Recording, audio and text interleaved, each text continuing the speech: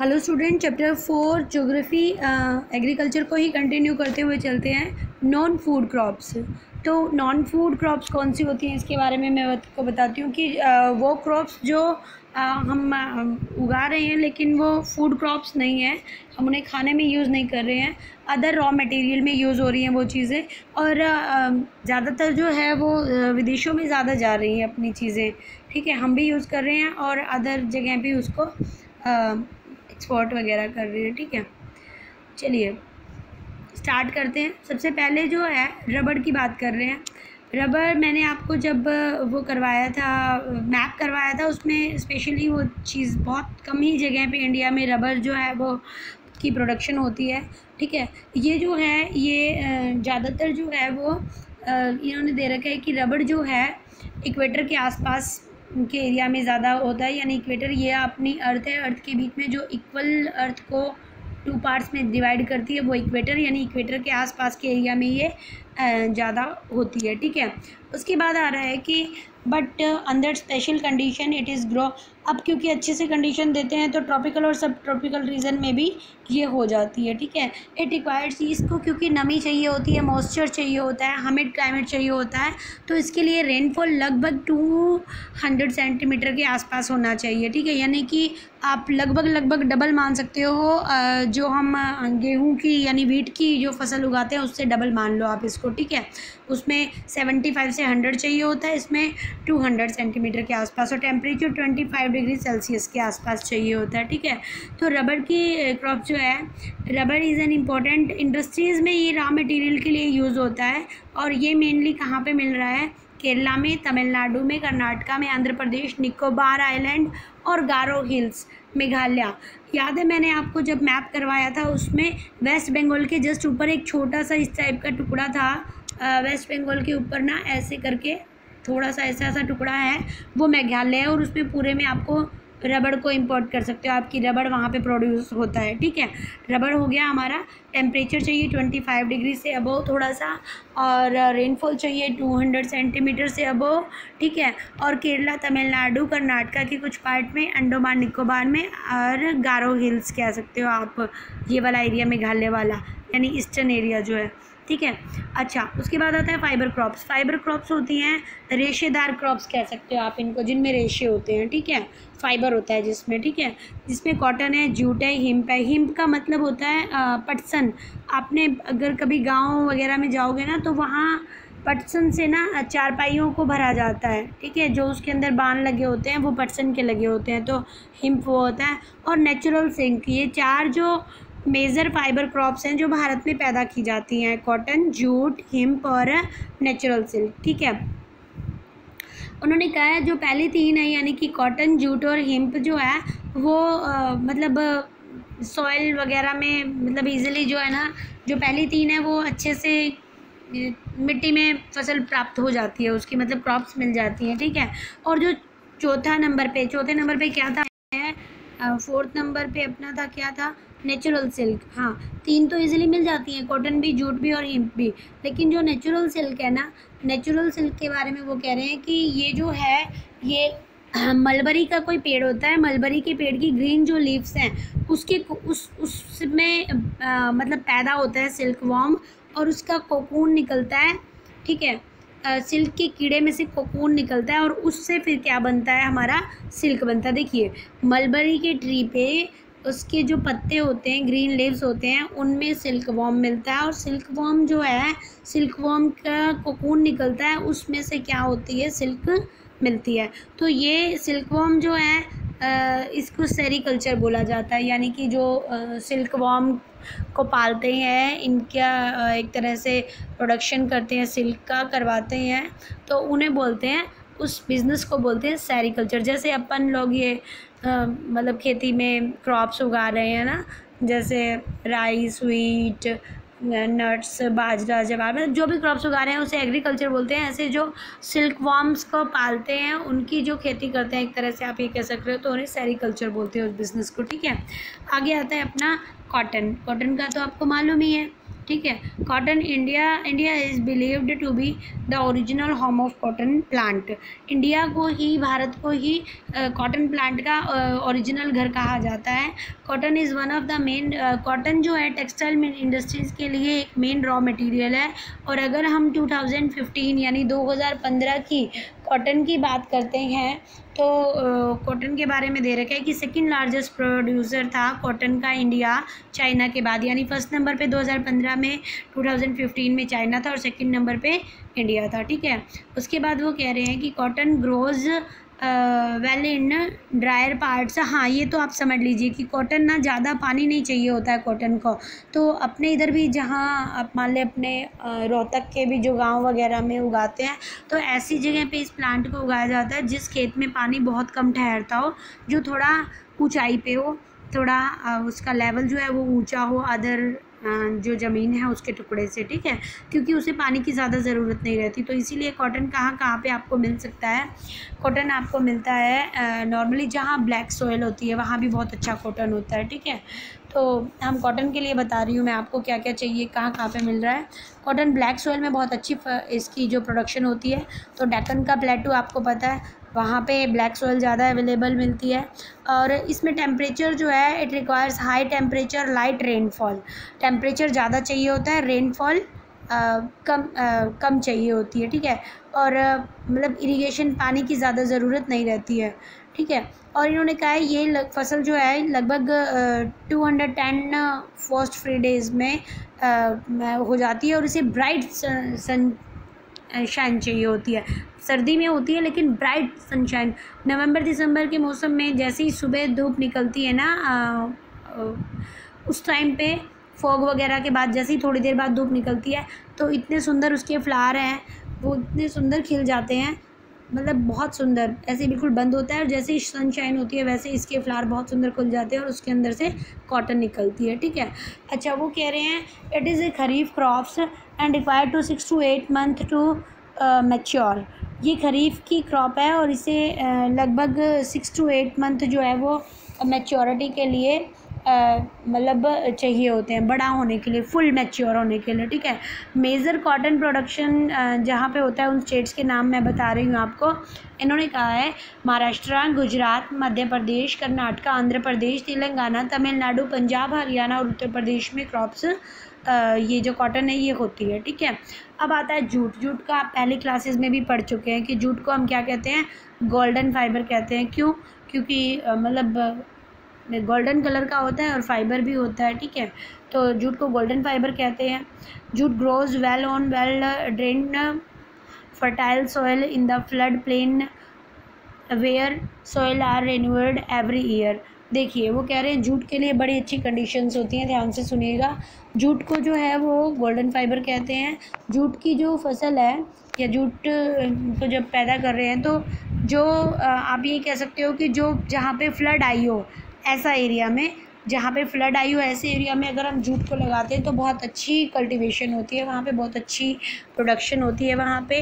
ठीक है, और हर साल जब फ्लड आती है ना तो वहाँ उस मिट्टी के ऊपर मतलब आपने मान लो जूट उगा ली तो फिर उसको कटाई कर ली आपने, अगले साल फिर उस वहाँ पे फ्लड आई और अच्छे से सॉइल उसके ऊपर बिछ गई तो फर्टिलिटी अच्छी होएगी। अगले साल फिर आपने उस पर उगा लिया जूट, फिर काट भी लिया और उसके बाद फिर से क्या होएगा, फ्लड आएगी और वो एरिया फिर से फर्टाइल हो जाएगा। ठीक है, तो वो कह रहे हैं कि जहाँ फ्लड आती है ना उस एरिया में जूट बहुत अच्छे से होता है। ठीक है, क्योंकि हाई टेम्परेचर इसके लिए चाहिए होता है और मिट्टी भी अच्छी चाहिए होती है, नई नई मिट्टी जो फर्टिलिटी के लिए ज़रूरी है वो आती है। ठीक है, अच्छा वेस्ट बंगाल में, बिहार में, असम और उड़ीसा, मेघालय में जो जूट का प्रोडक्शन है वो बहुत ज़्यादा होता है। जूट से क्या क्या चीज़ें बन जाती हैं ये आप देख लीजिए, इसमें दे रखा है जूट से क्या बनती है। जूट से बनती हैं गनी बैग्स बनते हैं, मैट्स बनते हैं, रॉप्स बनती हैं, यार्न बनते हैं, कारपेट बनते हैं और भी बहुत सारे आर्टिकल्स बनते हैं। ठीक है, मतलब बोरियाँ, चटाइयाँ, रस्सी, धागे, ठीक है, ये सब चीज़ें जूट से बनती है। ठीक है, और ये कह रहे हैं कि it is losing market of synthetic fibre and packing material particularly the nylon. वो कह रहे हैं कि जूट की वजह से मतलब जो आप ये कह सकते हो कि नेचुरल नहीं, जो सिंथेटिक फाइबर है ना और पैकिंग का जो सामान है, ठीक है, उसकी वजह से ना, मतलब इसके होने से जो नायलॉन की कीमत है वो बहुत कम हो गई, और बाज़ार में मतलब नायलॉन जो है वो सस्ता मिल जाता है, इसीलिए इसकी कीमत जो है वो बाज़ार में कम होती जा रही है। मतलब इसको कम लोग खरीदते हैं, जूट महंगा मिलता है ना थोड़ा सा, और जो रेडीमेड ये सिंथेटिक फाइबर से ये सस्ते मिल जाते हैं, ठीक है। इसके ऊपर पैसा लगता है, कहीं पानी लग रहा है, कहीं इसको कटाई हो रही है, तो ऑब्वियस है कि ये महंगा लगेगा। जबकि जो सिंथेटिक फाइबर है उसमें ख़ास ऐसा फ़र्क नहीं पड़ता, वो सस्ते में मिल जाता है, तो लोग इसलिए जूट को लेना पसंद कम करते हैं और जो सिंथेटिक फाइबर है उसको लेना ज़्यादा पसंद करते हैं, ठीक है। ये हमने अब तक कर लिया था कि नॉन फूड क्रॉप्स कौन सी हैं। हम आगे इसको स्टार्ट ही करते हैं, कंटिन्यू करते रहते हैं। आगे देखिएगा, अगला आपका पेज नंबर 42 पे है ये आपका। इसमें दे रखा है टेक्नोलॉजिकल एंड इंस्टीट्यूशनल रिफॉर्म्स, ठीक है। मतलब ध्यान से समझिएगा मेरा, इसमें कह रहे हैं ये लोग कि मतलब एग्रीकल्चर के फील्ड में टेक्नोलॉजिकल और आप ये कह लो कि इंस्टीट्यूट जो बनते हैं उनकी डेवलपमेंट कैसी हुई, क्या क्या हुआ उस टाइम पीरियड में, ठीक है। तो पता ही है कि भारत में बहुत सालों से, प्रीवियस पेज पे आप पढ़ चुके हो कि एग्रीकल्चर जो है, ये कह रहे हैं कि आप पिछले पेज में पढ़ चुके हो कि, यहाँ से देखिएगा, पिछले पेज में पढ़ चुके हो कि agriculture has been practised in India for 1000 of year, ठीक है। Sustained use of land without compatible techno institutional change have hindered the pace of agriculture development. अब ध्यान से इस बात को सुनिए, वो कह रहे हैं हमारे देश में भारत हज़ारों सालों से कृषि यानी एग्रीकल्चर करता जा रहा है, खेती होती जा रही है, लेकिन आप ये कह सकते हो कि टेक्नोलॉजी और इंस्टीट्यूशनल जो चेंजिंग आ रहे हैं उसके कारण लगातार जो क्या हो रहा है कि जो हमारे अर्थ के रिसोर्सेज हैं, जो भी चीज़ें हैं जिससे कि एग्रीकल्चर का कुछ डेवलपमेंट हो सके, वो सारी लगभग ख़त्म होती जा रही हैं, ठीक है। और एग्रीकल्चर की डेवलपमेंट होने की बजाय वो डिक्रीज़ होती जा रही है, ठीक है। उन्होंने बताया कैसे कैसे हो रहा है। जैसे इरिगेशन का अगर मेथड लेते हैं तो इरिगेशन तो सारे भारत में बहुत ज़्यादा हो गया है। Sources of irrigation, most of the farmers, large part of country still depend upon monsoon. Irrigation इतना अच्छा फैलने के बाद भी, सारी जगह नहरों का पानी जाने के बाद भी, एक बहुत बड़ा पार्ट है इंडिया का जो मानसून पे डिपेंड करता है, नेचुरल फर्टिलिटी पे डिपेंड करता है। यानी गरीब तबका जिसके पास इरिगेशन की फैसिलिटी है, वहाँ पानी आ सकता है, लेकिन पैसा खर्च हो रहा है इसलिए वो लोग नहीं लगा पा रहे, ठीक है। अच्छा, वो कह रहे हैं कि इरिगेशन वगैरह की फैसिलिटी होने के बाद, इतना ज़्यादा टेक्नोलॉजी होने के बाद भी भारत का कुछ हिस्सा ऐसा है जो मानसून पे आज भी डिपेंड करता है कि मानसून आएगा तो उनके खेतों को पानी मिलेगा या फिर नेचुरल फर्टिलिटी मिलेगी। हम कोई केमिकल डाल के फर्टिलिटी उसमें नहीं डाल सकते, ठीक है। अच्छा, वो लोग कह रहे हैं कि फॉर अ ग्रोइंग पॉपुलेशन, मतलब this process is serious change. अब लगातार जो जनसंख्या बढ़ती जा रही है, पॉपुलेशन बढ़ती जा रही है, ये भी एक बड़ी भारी चुनौती है। कारण क्या है इसका देख लीजिए, लगभग 60% से भी ज़्यादा लोग जो हैं वो मतलब वो कहीं ना कहीं एग्रीकल्चर से जुड़े हुए हैं, उनकी रोज़ी रोटी जो है वो एग्रीकल्चर से चल रही है। समझे आप मेरी बात, 60% से भी ज़्यादा, ठीक है। लेकिन बहुत सारे अभी भी हमें जो है ना बहुत सारे सुधार लाने की ज़रूरत है, जैसा कि पहले लाए भी हैं, लेकिन आज भी बहुत सारे लोगों के जुड़े होने के बाद भी अगर हम अपनी जीडीपी देखते हैं या ग्रोथ रेट देखते हैं तो एग्रीकल्चर में बहुत कम आ रही है। हालांकि लोग बहुत ज़्यादा जुड़े हुए हैं उससे, लेकिन ग्रोथ बहुत कम आ रही है। लोग ज़्यादा जुड़े हैं, ग्रोथ कम आ रही है, ठीक है। बहुत सारे काम पहले भी करवाए हैं, उन्होंने बताया कौन कौन से काम मतलब गवर्नमेंट ने स्टार्टिंग से करना स्टार्ट किया था और कर रहे हैं अभी भी।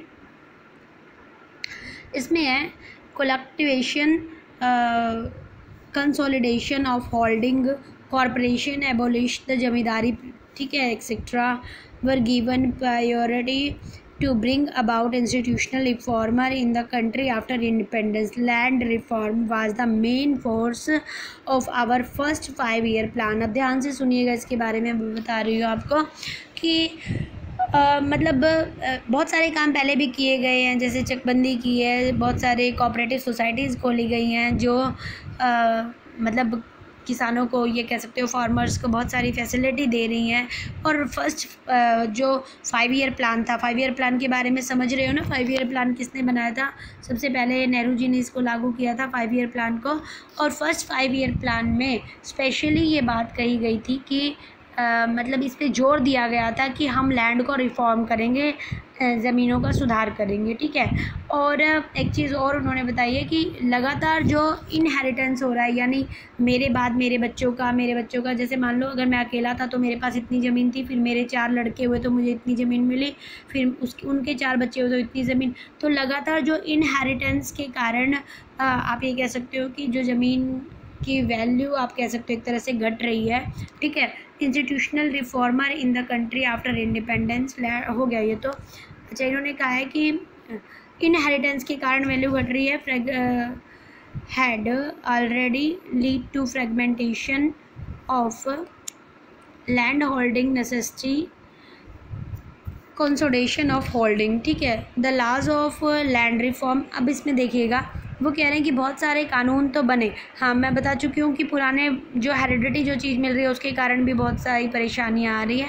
और जो पुराने कानून बने उनमें बहुत सारी ढील भी दी गई, मतलब उनमें थोड़ी रिलैक्सेशन दी गई। 1960 से 70 के बीच में कई तरह की ऐसी एग्रीकल्चर की सुधारों की, मतलब रिफॉर्मर एक तरह से उनके सुधारों की तैयारी हुई, जैसे कि ऑपरेशन फ्लड चलाया गया, ठीक है। पैकेज टेक्नोलॉजी पर आधारित एक तरह से ऑपरेशन फील्ड था, जो वाइट रेवोल्यूशन, जैसे कि मतलब एग्रीकल्चर में जो भी तरीके अपनाए, बहुत सारी चीज़ें ऐसी हुई जिसके कारण 16 और 17 में थोड़ा सा इसकी जो इमेज थी उसको इम्प्रूवमेंट मिली, ठीक है। और वो कह रहे हैं कि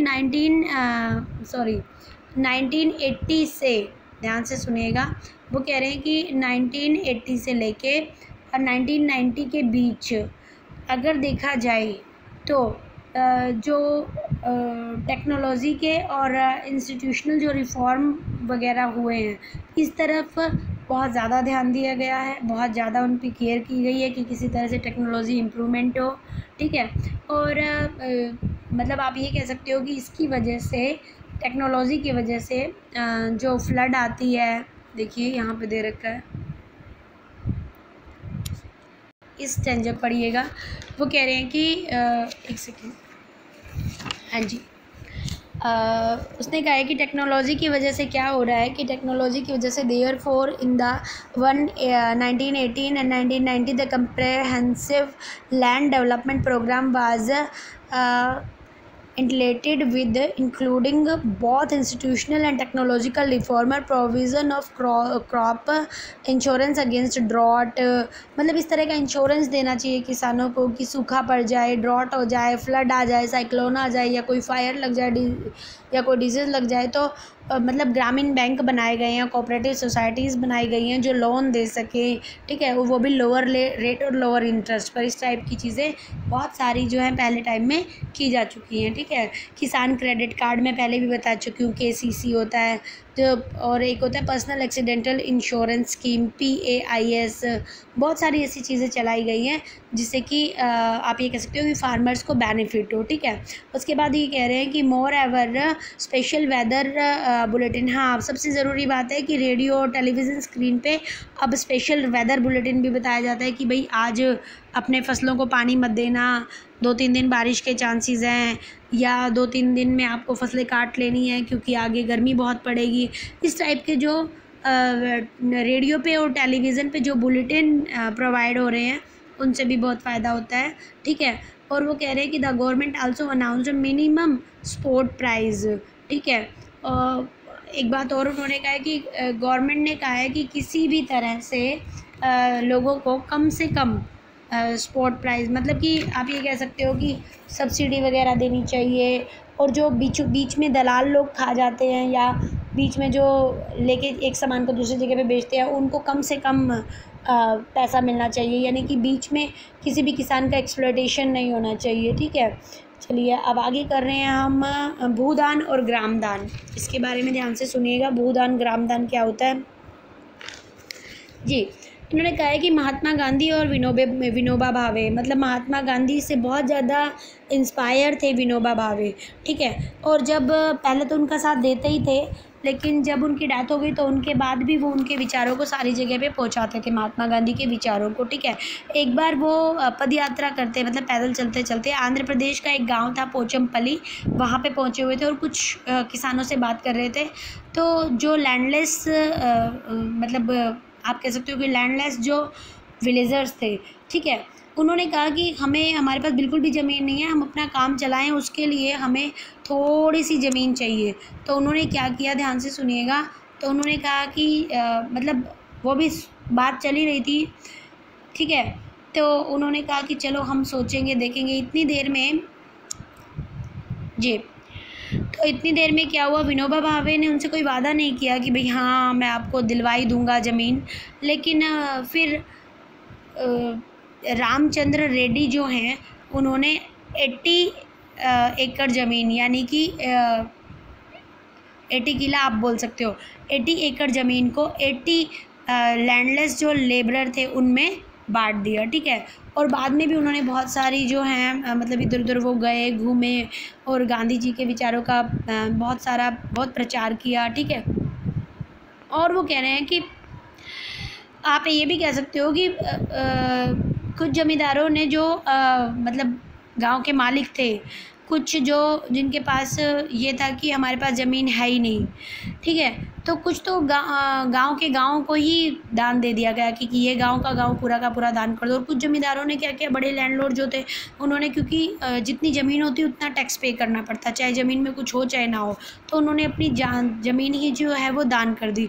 आप कई जगह देखेंगे कि छोटे छोटे गांव जो है वो ब्राह्मणों को मिले हुए हैं, तो ब्राह्मणों को उनके यजमान जो होते थे, जिनके वहाँ वो काम करते थे, वो लोग दान में ज़मीन दे देते थे, ठीक है। इसे ग्राम दान कहा जाता था। एक बात और कही है, विनोबा भावे ने जब भूदान और ग्रामदान मूवमेंट की शुरुआत की तो इसे एक नाम दिया गया, एक तरह से आप कह सकते हो कि इसका नाम रखा गया कि भाई भूदान और ये जो है ग्रामदान होना चाहिए, इसका नाम रख दिया गया ब्लड लेस रेवोल्यूशन। यानी कि विनोबा भावे का भी इतना ज़्यादा इफेक्ट हुआ कि एक तरह से क्रांति आ गई, पर वो ब्लड लेस थी, यानी कि उसमें वायलेंस नाम की चीज़ नहीं थी, ठीक है।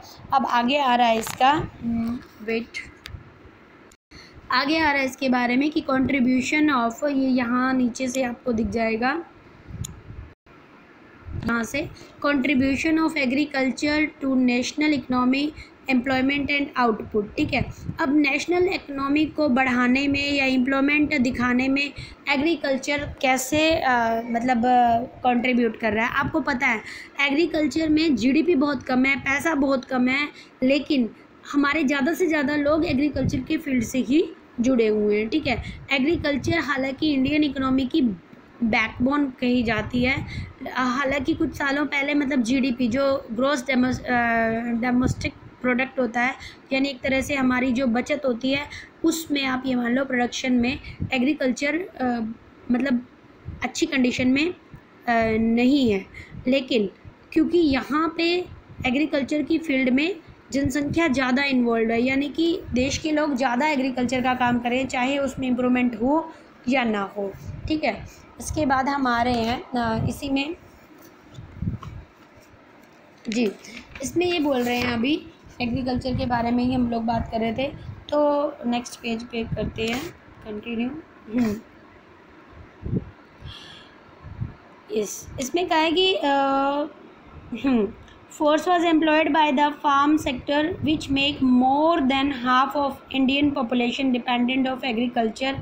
ये आप समझ रहे हो कि बेशक जीडीपी ज़्यादा नहीं है, बेशक इस फील्ड में पैसा ज़्यादा नहीं मिल रहा, लेकिन हमारी आधे से ज़्यादा 49 तो मैंने आपको पीछे पढ़ाई थी कि 49% जो जनसंख्या है वो एग्रीकल्चर पे डिपेंड कर रही है, ठीक है। The decline share of agriculture in the GDP is matter of serious concern because the decline of stagnation in agriculture will lead to a decline in other sphere of the economy having wider implications of society। अब ये बात आप ध्यान से, बड़ी ध्यान से सुन लीजिएगा और समझ भी लीजिएगा। ये कह रहे हैं कि जो हमारा जीडीपी लगातार डिक्रीज़ हो रहा है, ये हमारे लिए चिंता का विषय है, हमें इसके बारे में थोड़ा सा चिंतित रहना चाहिए, क्योंकि जिस तरह से एग्रीकल्चर में लगातार गिरावट आ रही है या इकोनॉमिक लेवल पे हम डाउन हो जाएंगे अगर हमने एग्रीकल्चर में कुछ इम्प्रूवमेंट नहीं की, क्योंकि हमारी एक तरह से बैकबोन है एग्रीकल्चर इंडिया की, ठीक है। आगे वो कह रहे हैं कि इसके बारे में, हाँ, आगे वो कह रहे हैं कि बहुत सारी ऐसी चीज़ें हैं जो गवर्नमेंट ने अब मॉडर्नाइजेशन के थ्रू स्टार्ट करी हैं। जैसे मैं आपको बता देती हूँ क्या क्या स्टार्ट हुआ है। हाँ, मॉडर्नाइजेशन के थ्रू इन्होंने जो जो चीज़ें स्टार्ट करी हैं वो यहाँ से देख लीजिए। ये आपका सारा स्टेंजा इसी का है, इसमें दे रखा है, यहाँ से शुरू हो जाइए। मॉडर्नाइजेशन एग्रीकल्चर में Indian council of agriculture research ICAR agriculture universities बनाई हैं, वेटरनरी सर्विस बनाई हैं, और जो जानवरों के लिए होते हैं, एनिमल्स ब्रीड नई नई तैयार की हैं, हॉर्टिकल्चर को डेवलप किया है। आप एक तरह से कह सकते हैं कि जो मतलब बाग बगीचा या वहाँ पे जो काम चलता है, हॉर्टिकल्चर को ज़्यादा डेवलपमेंट किया है। Research and development in field of meteorology and weather forecast, यानी कि मतलब वेदर फोरकास्ट की भी बताते हैं, मौसम विभाग की भी जानकारी दे रहे हैं। तो बहुत सारी जगह पे अपने यहाँ से काफ़ी इम्प्रूवमेंट की गई है, ठीक है। क्योंकि इंडिया का लेवल पे अगर देखें तो एग्रीकल्चर का बहुत ज़्यादा इम्पोर्टेंट रोल है। एग्रीकल्चर को हम छोड़ नहीं सकते, क्योंकि हमारी पॉपुलेशन को ज़्यादातर आता ही यही काम है, और हमारी पॉपुलेशन इसी से कुछ ग्रोथ कर सकेगी, ठीक है। अब अगर आप फिगर देखते हैं नीचे 4.1, तो इसमें दिखाया होगा, फिगर तो पता नहीं लिया है जी, आगे होगा, नेक्स्ट पेज पे नहीं है। फिगर 4.1 आपकी बुक में आपको दिख जाएगा। फिगर 4.1 में इन्होंने दे रखा है कि जो एग्रीकल्चर का रेशो है वो 2013-14 में, 14-15 में और 15-16 में, तो लगातार क्या है, GDP में तो ये घटता ही जा रहा है, GDP घट रहा है, लेकिन वैसे देखा जाए तो जो है वो अच्छी इसकी वो है, इमेज बन रही है कि भाई एग्रीकल्चर को अच्छा लेवल पे उसकी इम्प्रूवमेंट होनी चाहिए, ठीक है। आगे कहा जा रहा है कि अपने देश में और क्या हो सकता है। अपने देश में देखिए, अगर हम कहते हैं कि जब ग्रीन रेवोल्यूशन आई थी तो बहुत फ़ायदा हुआ था, ठीक है। तो अगर हम एग्रीकल्चर के फील्ड में कहते हैं तो एग्रीकल्चर में जो सब्सिडी मिलती हैं फर्टिलाइज़र्स पे और ये सब जो है ना वो बहुत कम मिल रही हैं, ठीक है। हम ये कह सकते हैं कि जो सब्सिडी मिल रही है किसानों को वो बहुत कम मिल रही हैं, तो इसकी वजह से किसान उसका पूरा फ़ायदा नहीं उठा पा रहे हैं, ठीक है। मतलब आप ये कह सकते हो कि किसान ज़्यादा एग्रीकल्चर खेती करना ही नहीं चाह रहे हैं, क्योंकि ज़्यादा फ़ायदा नहीं हो रहा है, इसलिए वो अपनी ज़मीन को खाली बेशक छोड़ दें पर खेती नहीं करना चाह रहे हैं। इससे कहीं ना कहीं जो है वो रोज़गार, यानी कि आप ये कह सकते हो कि एम्प्लॉयमेंट लगातार घट रही है, ठीक है। अच्छा, अगला हमारा इसमें मुद्दा आ रहा है impact of globalization on agriculture. Globalization पता ही होगा आपको, ग्लोबल लेवल पे अपनी एक पहचान बनाना, अपना उनके साथ व्यापार स्थापित करना, ठीक है, बिज़नेस शुरू करना। तो globalization is not a new phenomena, हमारे लिए कोई नया फिनोमिना नहीं है। कॉलोनियल टाइम पीरियड से हम ग्लोबलाइजेशन के बारे में पढ़ते और देखते आ रहे हैं। 19th सेंचुरी की अगर हम बात करें तो जब 19th सेंचुरी में यूरोपियन ट्रेड्स भारत में आए थे तो हमारे जो मसाले थे, हमारे जो स्पाइसेस थे, वो पूरे वर्ल्ड की बहुत सारी कंट्रीज़ में जाते थे, यानी कि उसी टाइम से हम तो ग्लोबलाइजेशन के संपर्क में हैं, क्योंकि हमारे मसाले लगभग पूरे वर्ल्ड में बहुत फेमस माने जाते थे, ठीक है। India were increase to grow those crops till today is one of the important item of export from India. अब तो बहुत सारी और चीज़ें भी जो हैं वो एक्सपोर्ट करी जाती हैं इंडिया से। अच्छा, इन्होंने क्या क्या ध्यान से देखिएगा। During the British period cotton belts of India attract the British, ultimately cotton was exported to Britain as a raw material. वो अब ध्यान से इस चीज़ को सुन लो, क्या मैं बताना चाह रही हूँ। आपने जो पीछे हिस्ट्री में चंपारण वगैरह के बारे में पढ़ा है वो भी सारा आ जाएगा इसमें, ठीक है। वो कह रहे हैं कि ब्रिटिश लोग जब भारत में आए तो जो हमारे मतलब व्यापारी थे भारत के, मतलब अंग्रेज़ी लोग अपने यहाँ के जो कॉटन थी उससे ज़्यादा इतने अट्रैक्ट अट्रैक्ट हुए, उनका इतना ज़्यादा इंटरेस्ट बना कि उन्होंने जो ब्रिटेन में जो कॉटन की टेक्सटाइल चल रही थी उसके लिए रॉ मटेरियल जो है वो अपने भारत से लेना स्टार्ट किया, ठीक है। और मैनचेस्टर ऑफ इंडिया आपको पता है किसको कहा जाता है? अहमदाबाद को, ठीक है। वहाँ पे पहली वो बनी थी ना, मिल बनी थी, ठीक है।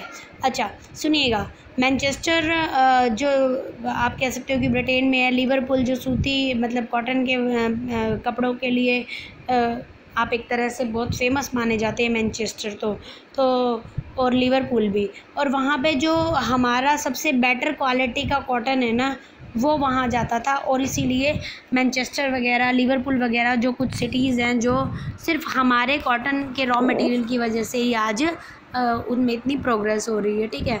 अगर आप याद करो तो 1917 में बिहार में, चंपारण में, बिहार में जो आंदोलन हुआ था, जो मूवमेंट हुआ था, उसमें भी इंडिगो की खेती करने के लिए प्रेशर कर रहे थे हमारे लोगों को, और हमारे लोग नहीं करना चाह रहे थे, ठीक है। फिर क्यों ले जाना चाह रहे थे? क्योंकि जो ब्रिटेन है ना उसमें जो कॉटन टेक्सटाइल का काम चल रहा था उसमें जो इंडिगो था उसकी बहुत ज़रूरत रहती थी, और अपने यहाँ का इंडिगो बहुत फेमस और बहुत अच्छा होता था, ठीक है। आगे कर रहे हैं इसको, यस। इसमें आगे आया है अपना कि today Indian agriculture find its as a cross road. अगर आज के टाइम में अगर हम कहते हैं कि इससे पहले का शायद अपना एक्सचेंजर रह गया, इस पेज पे नीचे है, वो दिखाई नहीं दे रहा है, पर फिर भी मैं थोड़ा सा बुक में से करवा दूँगी, आप अपनी बुक में पढ़ लेना। पेज नंबर है 44, ठीक है। Under globalization particularly after in 1990 the farmer in India have been exposed to new challenge। नया चैलेंज आया हमारे यहाँ पे। क्या चैलेंज आया देखिए, despite being an important production of rice, cotton, rubber, tea. जी इस बात को ध्यान से सुनिएगा, एक नया प्रॉब्लम हमारे आगे आई, जैसे कि राइस है, कॉटन है, रबर है, टी है, कॉफ़ी है, ठीक है, जूट है, या फिर स्पाइसेस हैं। इतना सब होने के बाद भी मतलब इतना सब अच्छा हो रहा है, इतना हम वर्ल्ड लेवल पे फेमस है, फिर भी अगर हम कह रहे हैं कि हमारी इकनॉमी खेती के मामले में यानी एग्रीकल्चर के मामले में हम बहुत सारे देशों से पीछे हैं, यानी हम इतना सब प्रोडक्शन करते हैं, हम कई जगह पे सेकंड प्रोडक्शन भी है हमारा, हम बहुत अच्छे से काम भी कर रहे हैं, लेकिन फिर भी कई जगह पे जो है वो हम जो डेवलप्ड कंट्री है उनके साथ मैच नहीं कर पा रहे, ठीक है। आगे वो लोग कह रहे हैं, बिल्कुल लास्ट आ गया बेटा, वीडियो थोड़ी लंबी ज़रूर होगी है पर ठीक ठाक ही चलेगी, ठीक है। इसमें आगे वो कह रहे हैं, today India agriculture find itself at a cross road to make agriculture successfully. हाँ मैं इसकी हिंदी करवा देती हूँ आपको, पेज नंबर 45 में नीचे से दे रखा है, ठीक है। ये यहाँ से स्टार्ट है जो मैं करवा रही हूँ अभी, ठीक है। इसमें कह रहे हैं कि आज मतलब भारत की ऐसी कंडीशन है कि पता ही नहीं चल रहा उसको कि एग्रीकल्चर के फील्ड में इन्वेस्ट करे या ना करे, ठीक है। लेकिन ये बात आप मान लीजिए कि जो छोटे छोटे फार्मर्स होते हैं उनकी हालत को ज़रूर सुधारना पड़ेगा, ठीक है, तब जाकर कुछ इम्प्रूवमेंट हो सकती है, ठीक है। अब आप कह सकते हैं कि जो ग्रीन रेवोल्यूशन हुई थी उसने बहुत सारी चीज़ों में सुधार किया, ग्रीन रेवोल्यूशन के कारण बहुत सारा ऐसी हालत हुई कि जिसमें सुधार हुआ, लेकिन ग्रीन रेवोल्यूशन से और भी बहुत सारे मतलब आप ये कह सकते हो कि बहुत सारी ऐसी चीज़ें हुई जो नहीं होनी चाहिए थी। जैसे आप अगर हम लोग बात करते हैं कि ग्रीन रेवोल्यूशन होने पर क्या क्या हुआ था कि बहुत सारी पेस्टिसाइड्स यूज़ किए गए थे, ठीक है, बहुत सारी केमिकल्स यूज़ किए गए थे जिससे प्रोडक्शन बढ़ सके, ठीक है। और मतलब एक तरह से हमारी जो फर्टिलिटी थी वो डिग्रेड हो गई थी, इतने सारे केमिकल्स, इतनी सारी चीज़ें यूज़ करने के बाद जो हमारी फर्टिलिटी थी वो डिग्रेड हो गई थी, ठीक है, डिग्रेडेशन हो गई थी उसकी, क्योंकि बहुत केमिकल थे और वैनिश बायोडाइवर्सिटी थी, बहुत सारी ऐसी चीज़ें थी जिसके कारण कहीं ना कहीं दिक्कत आ रही थी, मतलब, ठीक है। आगे है, in fact organic farming is much in vogue today because it is practiced without factory made chemicals such as fertilizer and pesticides, hence it doesn't affect environment in A negative manner, ठीक है। अब ऑर्गेनिक खेती की बात करते हैं तो organic का आपको पता ही है कि अब तो बहुत फेमस हो रही है ऑर्गेनिक, हर चीज़ ऑर्गेनिक लेने की सोचते हैं हम लोग, ठीक है। ऑर्गेनिक जो एग्रीकल्चर है उसका आजकल बहुत ज़्यादा फेमस वो चल रही है, क्योंकि उसमें जो है पेस्टिसाइड्स वगैरह हैं और फर्टिलाइज़र्स वगैरह हैं। मतलब अगर आप कहें कि वो बहुत नेगेटिव, बहुत कम देखने को मिल रहे हैं, ठीक है। और कुछ जो हमारे आप ये कह सकते हो कि इकोनॉमिक जो हमारे रहे हैं, इकोनॉमिक के बड़े बड़े मतलब विद्वान रहे हैं, वो कह रहे हैं कि जब पॉपुलेशन बढ़ रही है उसके कारण भी जो है वो थोड़ी सी खेतों में मतलब आप ये कह सकते हो कि खेतों में थोड़ी सी कमी आ रही है, ठीक है, खेतों में जो सामान रह रहा है।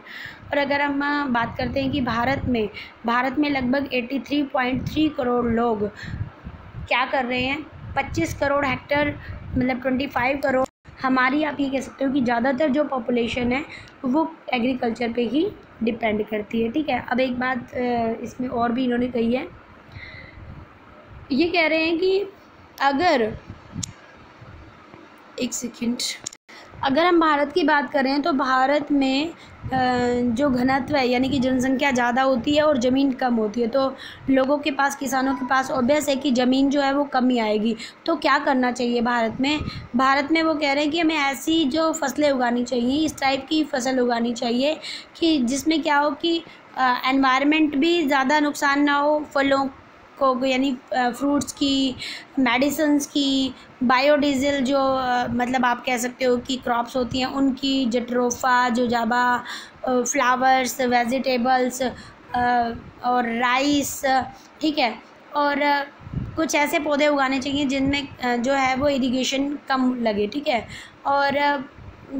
और भी बहुत सारी महंगी महंगी हम फसलें उगा कर बेच सकते हैं, क्योंकि हमारे यहाँ जो एटमॉस्फेयर है वो बहुत ही अच्छा है। अब जो नीचे पैरा दिया है इसके बारे में पढ़ लीजिए। इसमें कहा है change in cropping pattern for example for cereal to high value crop will mean that India will have to import food. देखिए इसको, इसमें क्या कहा गया है, इसमें कहा गया है कि अनाज के मतलब सैरल्स वगैरह के बहुत हाई रेट जो हैं वो उसमें कुछ चेंज करना पड़ेगा। भारत को जो है वो फूड ग्रेन्स या आप कह सकते हो कि खाने के लिए जो भी चीज़ें यूज़ कर रहे हैं उसका कहीं ना कहीं जो है वो आयात करना पड़ेगा, मतलब दूसरे देशों से मंगवाना पड़ेगा, ठीक है।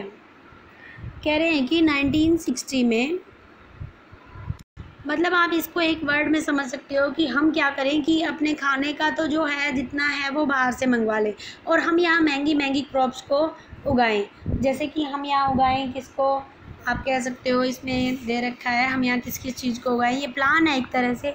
हम यहाँ फ्रूट्स उगा सकते हैं, ऑलिव ऑयल उगा सकते हैं, स्पेशली सीड्स उगा सकते हैं, वाइन के सीड्स उगाएं, ठीक है, और सैरल्स उगाएं। तो मतलब कहने का ये है कि हम इसमें क्या करें कि इटली, इज़राइल और चाइना की तरह चिली की तरह हम अपनी सैरल्स वगैरह, हमें जो खाने पीने की चीज़ें चाहिए या गेहूँ वगैरह वो तो हम बाहर से मंगाएं और हम इसमें ऐसी चीज़ें उगाएं जिसका दूसरे देशों में अच्छे से जो है वो एक्सपोर्ट हो सके, ठीक है।